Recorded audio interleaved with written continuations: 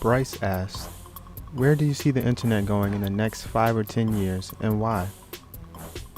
So what's the next big thing? My argument is this is the next big thing.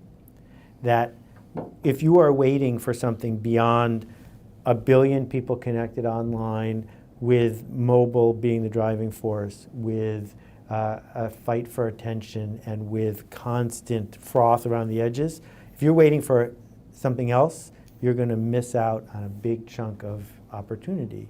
This is our revolution. There was the Industrial Revolution, there was the mass media revolution, there's this.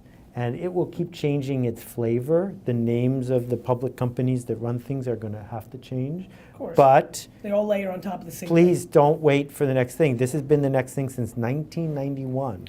And the people who asked me, at the newspaper conference in '93 when I told them what was coming, said, well, we'll just wait for that.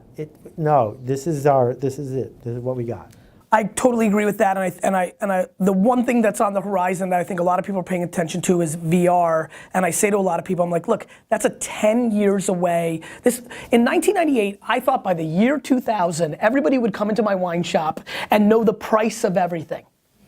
And so I think the thing I've learned, my version of that, same exact answer is, there's a long way away before, if VR is truly, contact lenses sitting at our home, being in places, we're talking about 15 to 25 years away from the scale. We're just hitting the maturity. Let's not forget, 15 to 17% of all e-commerce done in America is done online.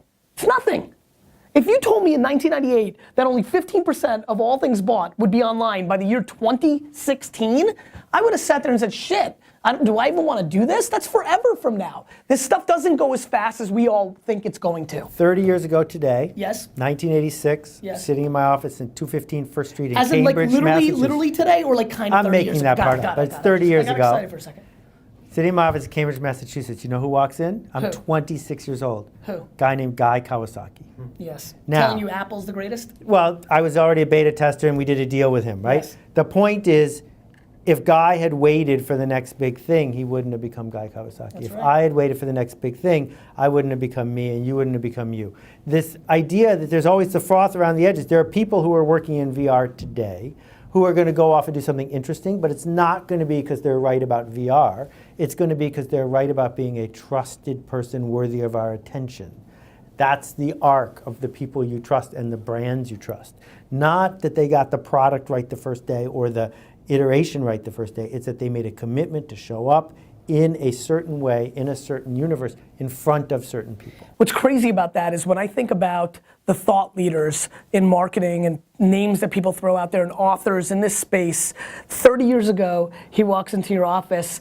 It's unbelievable that when you have the chops, A, how long you can keep the attention of the end consumer, B, how long this all plays out. Like, I just got fired up. The level of domination that I'm gonna have in 2037 just dawned on me, and I'm really excited about 2037. You should be, except football will be against the law by then. Don't even start with me. Sorry.